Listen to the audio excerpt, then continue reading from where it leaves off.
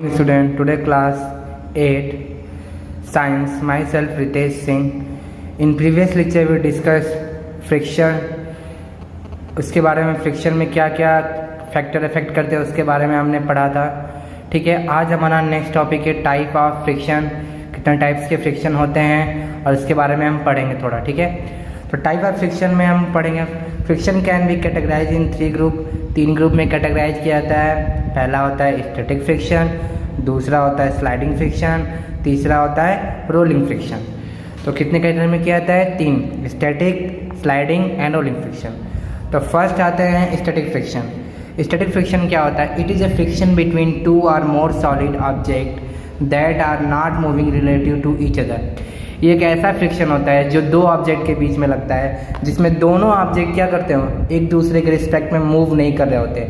वो रिलेटिव मतलब एक मोशन कर नहीं होते हैं, वो फिक्स होते हैं, रुके हुए होते हैं. ठीक है, for example static friction can prevent an object from sliding down A slope surface. Static friction क्या करता है? किसी भी ऑब्जेक्ट को एक स्लाइडिंग सरफेस पे स्लाइड करने से रोकता है. जैसे सपोज दैट ये एक सरफेस है, मतलब ये भी एक ऑब्जेक्ट होगा और ये एक सरफेस एक ऑब्जेक्ट है. इसके ऊपर मतलब कि मैंने ऑब्जेक्ट रखा था, ये क्या है? ये भी रेस्ट में है, ये भी रेस्ट में है. तो दोनों रेस्ट में है, तो इनके बीच का जो फोर्स लग रहा है उसे हम क्या कहते हैं? जो फ्रिक्शन लग रहा है उसे कहते हैं स्टैटिक फ्रिक्शन. स्टैटिक फ्रिक्शन मतलब कि अगर थोड़ा सा ऊपर कर दें तो भी ये बॉडी मूव नहीं कर रही. थोड़ा सा मैंने टिल्ट कर दिया, ऐसे कर दिया और इसके ऊपर ऑब्जेक्ट गया तो भी ऑब्जेक्ट क्या कर रहा है? ये वाला ऑब्जेक्ट मूव नहीं कर रहा है, ना कि नीचे वाला ऑब्जेक्ट, न ये कर रहा है न बी कर रहा है, दोनों नहीं कर रहे हैं. तो ये क्यों नहीं कर रहे हैं? Due to static friction. Static friction क्या करता है? किसी जो भी 2 ऑब्जेक्ट कांटेक्ट में होते हैं उन दोनों के मोशन को अपोज करता है, रोकता है. It can be explain as the force of friction which precisely balance the applied force for the duration of stationary state of the body. ये क्या करता है? ये सारे फोर्स को क्या करता है? बैलेंस कर देता है, जिसके कारण कोई भी ऑब्जेक्ट, जो भी ऑब्जेक्ट होता है वो मूव नहीं करता है. जैसे ये नॉर्मल फोर्स होता है जो अपवर्ड डायरेक्शन है, ये ग्रेविटेशनल फोर्स है ड्यू टू ग्रेविटी. आइए हमने फोर्स लगाया, मैंने फोर्स लगाया इधर की तरफ से, तो इधर से क्या करेगा? स्टैटिक फ्रिक्शन लगेगा जो इस फोर्स को क्या करेगा? मिनिमाइज कर देगा, जिसके कारण ये ऑब्जेक्ट का मोशन नहीं होगा. तो इसे कहते हैं स्टैटिक फ्रिक्शन. सिंपल सी बात है, स्टैटिक फ्रिक्शन तहाँ लगता है जहाँ पे 2 ऑब्जेक्ट जो भी होंगे जो कांटेक्ट में होंगे, क्योंकि फ्रिक्शन क्या होता है? जहाँ कांटेक्ट होता है वहीं फ्रिक्शन होता है.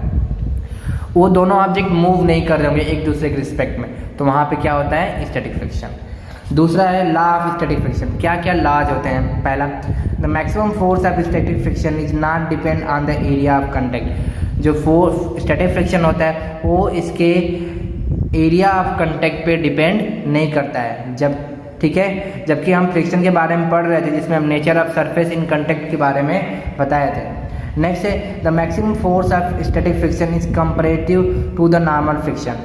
जो मैक्सिमम स्टैटिक फ्रिक्शन होता है वो लगभग कंपैरेटिव होता है किसके? नॉर्मल फोर्स इसके बराबर, मतलब इक्वल के बराबर. If the normal force increase, अगर नॉर्मल फोर्स इंक्रीज करने लगा, the maximum external force that object can endure without moving also increase.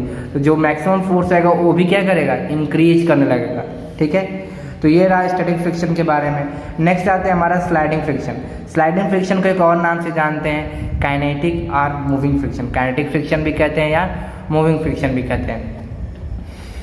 The force that is required to keep a surface slide along another surface is known as sliding friction.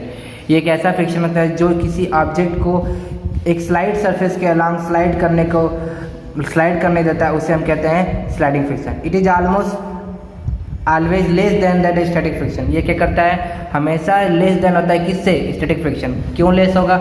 Static friction क्या करता है? वो रोकता है motion को, जबकि sliding friction क्या करेगा?